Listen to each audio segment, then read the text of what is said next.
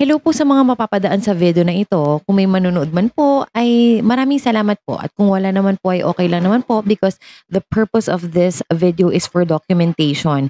Ito pong mga videos na ginagawa ko, inire-record ko para po in the future kung sakaling mapapanood po ito ng mga anak ko ay magkakaroon po sila ng glimpse ng kung paano ko po sila kinunceive hanggang sa iniluwal ko sila dito sa mundong ito, kung ano po yung naging buhay namin. So yun, pero gusto ko po sana na i-share ito sa inyo kung ano po yung nangyari sa akin. Like for example, ito po, yung nagkaroon po ako ng baby na sinundan po niya is 10 months old, no? I'm not actually ready yet to deliver another baby kasi 10 months pa nga lang yung baby ko at cesarean po. No, lahat po sila actually cesarean. So, eto pong sumunod na baby, ito na po yung pang-apat kong cesarean. Yes, you heard it right po, pang-apat po. Ang dami po kasing mommies na nagugulat na pwede pala ang for cesareans, 'no? Depende din po 'yun. Meron po talagang risk na tinatawag, 'no? Actually, if you're gonna research sa Google, yes, huwag tayo masyado mag-rely sa Google pero meron din pong katotohanan ng sinasabi ng Google na may risk na po ang, sosobra pa sa 3 na cesareans pero depende rin po 'yun I believe sa katawan ng mommy kung wala siyang underlying, issue sa kanyang katawan ay, magkakaroon pa rin siya at makaka-conceive pa rin siya, makakapag-deliver pa rin siya ng healthy baby. So in my case, gano'n nga yung nangyari.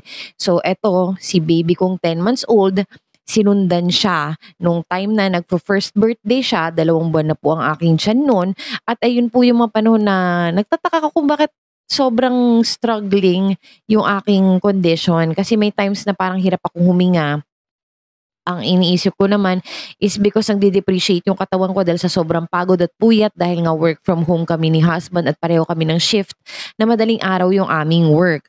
So, kung iisipin niyo baby pa rin itong sinundan 'no, si 10 months old, yun pa yung mga time na unpredictable yung tulog, nanghihingi ng dede 'pag madaling araw, yung mga ganyan. So while working, inaasikaso din namin siya 'no, tapos kulang kami sa tulog kasi itong mga anak namin, yung isa ko nga preschooler pero nung time na yon she's just 3, 4 years old 'no. So eto, si 10 months 'no, maaga sila gumigising kasi maaga rin sila pinapatulog. So medyo struggle 'yun para sa'min. Actually, mas naging struggle siya nung etong si 10 months ay malikot na tapos malaki yung tiyan ko nung lumaki na yung tiyan ko at, yun na yung kalikutan niya, habol ako ng habol sa kanya. Ang hirap pala nun 'no, nung meron kang toddler tapos nagbuntis ka. Actually twice nangyari sa'kin 'yan kasi yung sinundan ni 10 months old ko na nasundan ng isa pa, kung gets niyo, isang ano, toddler din siya pero babae siya since siya ay babae, hindi siya gano'ng kalikutan. So, napapagsabihan pa siya.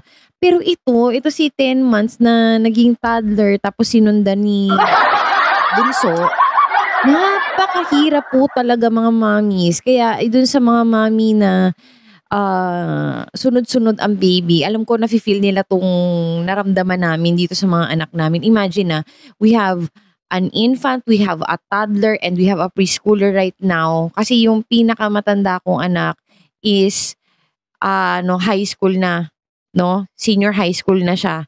So, hindi siya dito nakatira, nasa Manila siya, 'no, sa relatives namin kasi gusto niya sa Manila mag-aral.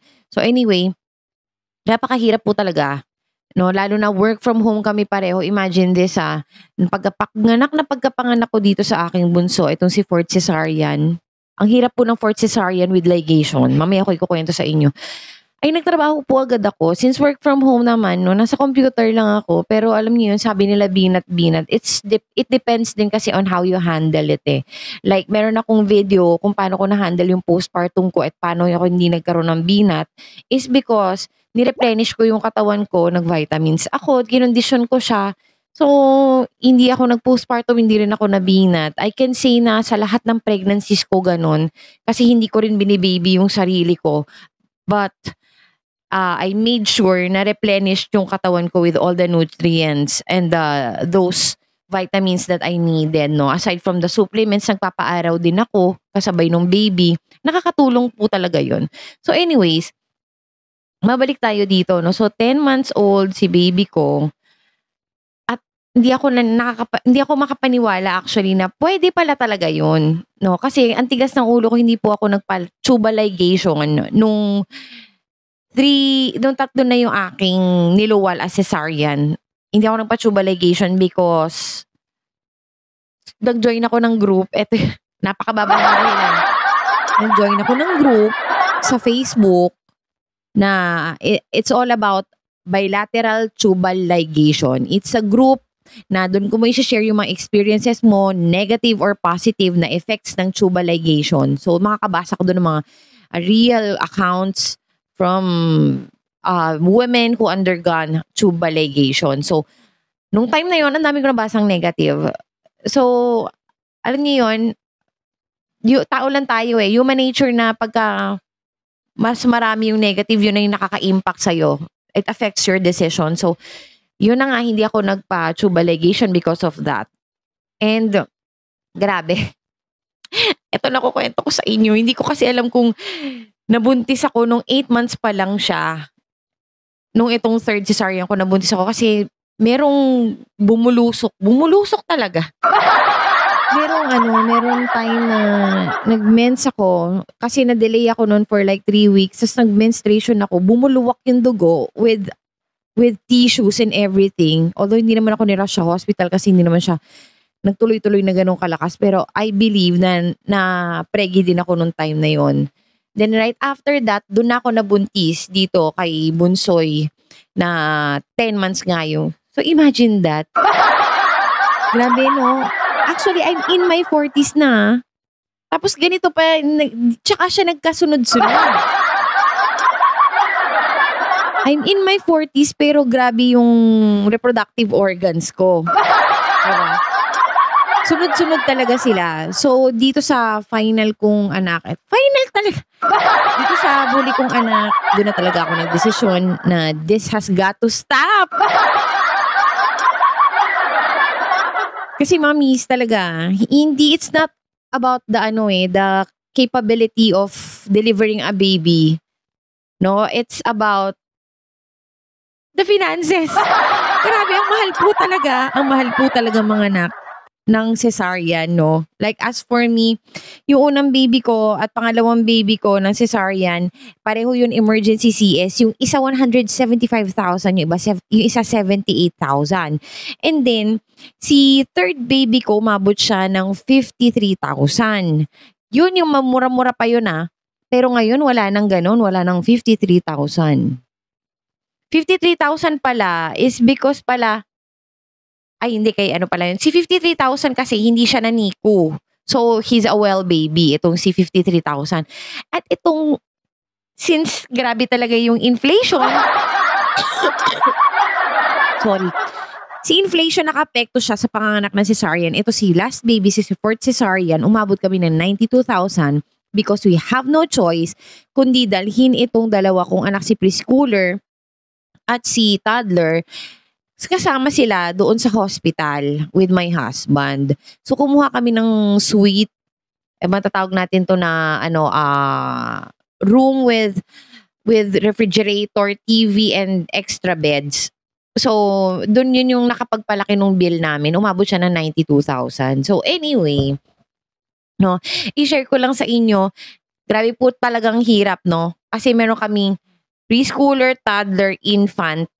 Tapos work from home kami ng asawa ko. Hindi po talaga namin alam kung paano po talaga namin na lalagpasan ng lahat sa araw-araw. Wala po kaming maid. Imagine that. So, imagine, ang laki nga ng din-appreciate ng itsura ko sa ngayon. Kaya I was looking forward na mag-undergo ako ng surgery. Surgery na to agad. Kahit botox man lang, no? Sa mommies na nalulumbay or natatakot dahil nabuntis agad after couple of months after cesarean. I'm not a doctor but I'm sharing this experience to you.